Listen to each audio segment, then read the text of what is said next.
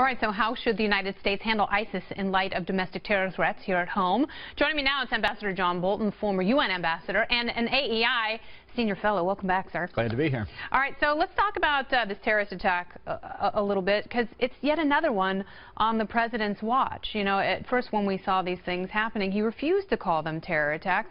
Is this a failure of his administration?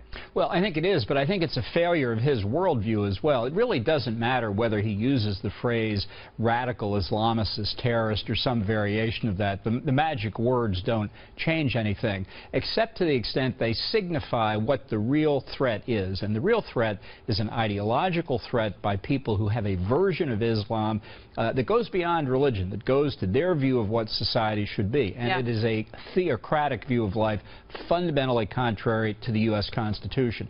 And they are determined to work their will on us and on our friends in Europe and elsewhere around the world. Now, unless you understand that ideological basis for the threat, you simply can't be effective in dealing with it, not domestically and not internationally. That's the root of his problem.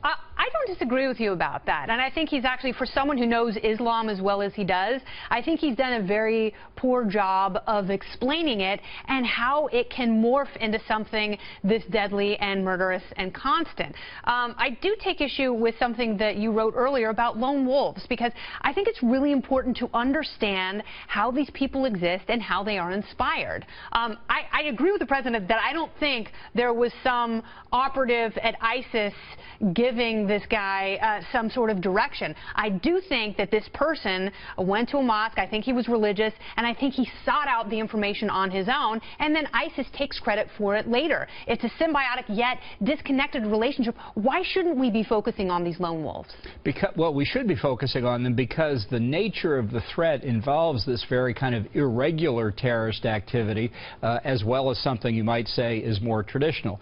But ISIS global headquarters is not a bunch of suits sitting around following a bureaucratic organization chart. In fact, they're much more creative than many of our intelligence and law enforcement services have been in using digital communication, using social media to persuade, to activate, and to direct, in some cases, what people do. I thought the president's statement that you led this segment with was fatuous. Well, at this stage, we have no clear evidence of a direct order. Well, you know, it's also, sadly, 48 hours since the tragedy.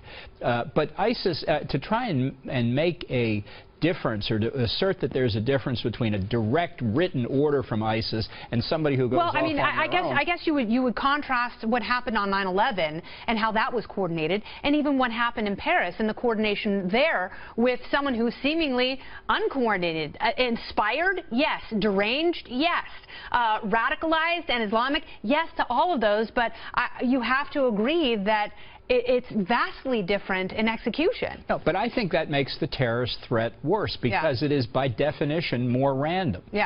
Even if you had a spy inside ISIS galactic headquarters, they couldn't tell you when this threat was going to manifest itself. So that makes it worse, not better. How do you squash it? Because if it is so diffuse, if we are in such a postmodern age that someone like this can be inspired, that's action at a distance, then how do you go that distance and actually have an effect? Here, you get the last word. We only have about 15 seconds. Which, of course, is the name of ISIS's online magazine. You have to decide that you are facing an ideology. You need a military strategy internationally. You need a political strategy internationally and at home. And you cannot treat this as a series of one-off incidents. This is an armed ideology determined to destroy our way of life. All right, Ambassador, thanks very much for your time. Always appreciate it.